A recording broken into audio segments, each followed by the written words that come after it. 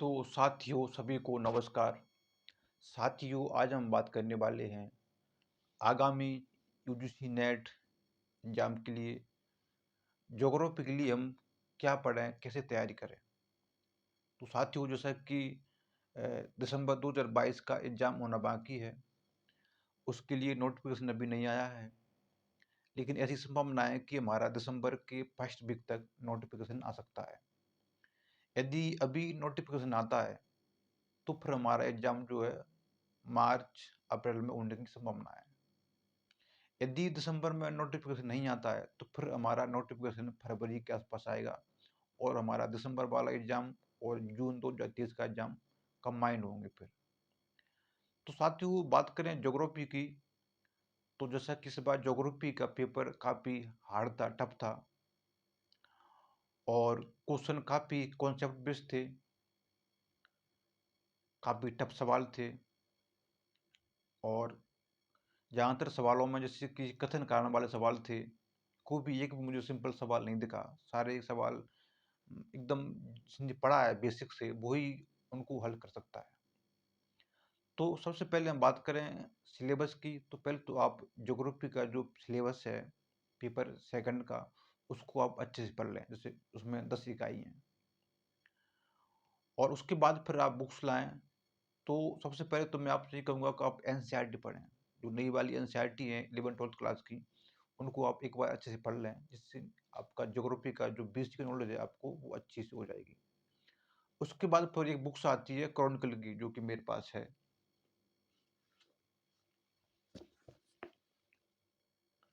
साथियों ये बुक्स बहुत ही शानदार बुक्स है, क्योंकि ये सिर्फ हिंदी माध्यम में आती है। इसमें नेट का सारा सिलेबस दे रखा है और ये किताब नेट के लिए नहीं, यूपीएससी पीसीएस हर एग्जाम के लिए बहुत ही महत्वपूर्ण है। नेट की पर्पस इसमें सारी जो थ्योरी हैं, सारी बुक्स हैं, ऑथर हैं, सब कुछ इसमें अलग से दे रखा है और इसमें जो कार्टोग्राफी है वो भी इसमें अच्छी से दे रखा है। तो साथियों आप इसको आप पढ़ सकते हो, बहुत बेस्ट। उसके अलावा साथियों जो यूथ का सॉल्व पेपर है, इसमें लगभग 2004 से लेकर 2021 तक सारे सॉल्व पेपर दे रखे हैं और अच्छी से उसमें सारा वो डिस्क्रिप्शन दे रखा है।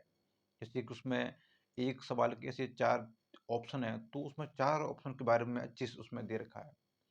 तो इससे भी काफ़ी क्वेश्चन फँस जाते हैं, क्योंकि वैसे इस साल तो प्रीवियस के क्वेश्चन पेपर बहुत ही कम फँसे हैं, लेकिन ऐसा नहीं है कि आगे भी नहीं फँसेंगे। तो इस बार तो मैंने देखा पेपर में बहुत ही कम प्रश्न ऐसे थे जो पहले एग्जाम में पूछे गए थे वो आए हों। रिपीट इस बार क्वेश्चन बहुत कम हुए हैं। इस बार का तो पेपर बिल्कुल अलग ही सेट किया था। तो लेकिन ऐसा नहीं है कि आगे भी ऐसा हो।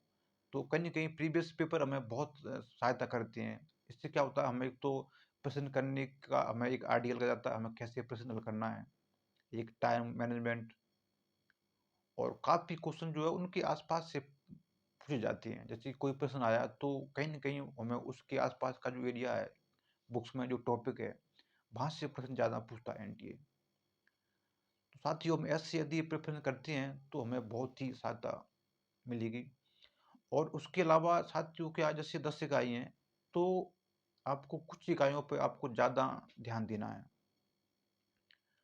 जिससे कि आजकल जो जैसे कि जो आदिवासी भूगोल है, जनसंख्या भूगोल है, बस्ती भूगोल है, यहाँ से प्रश्न बहुत ज़्यादा आ रहे हैं। और जो जैसे कि मानव भूगोल का जो भाग है उससे क्वेश्चन बहुत ज़्यादा आ रहे हैं।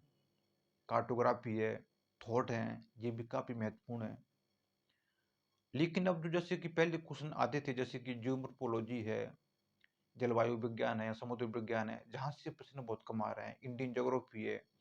अब ये इनका सिलेबस काफ़ी बड़ा है, ये इकाई बहुत बड़ी इकाई है, लेकिन यहाँ से प्रश्न कम आ रहे हैं। आप देख लो कि इंडियन ज्योग्राफी है, कितना बड़ा सिलेबस उसका, प्रश्न 3-4 प्रश्न आ रहे हैं पूरी इकाई से। तो साथियों आपको इस तरह से चीज़ों को ध्यान में रखकर पढ़ाई करनी पड़ेगी, तब आपको काफ़ी इसका फ़ायदा मिलेगा। तो साथियों आज इस वीडियो में इतना ही। धन्यवाद।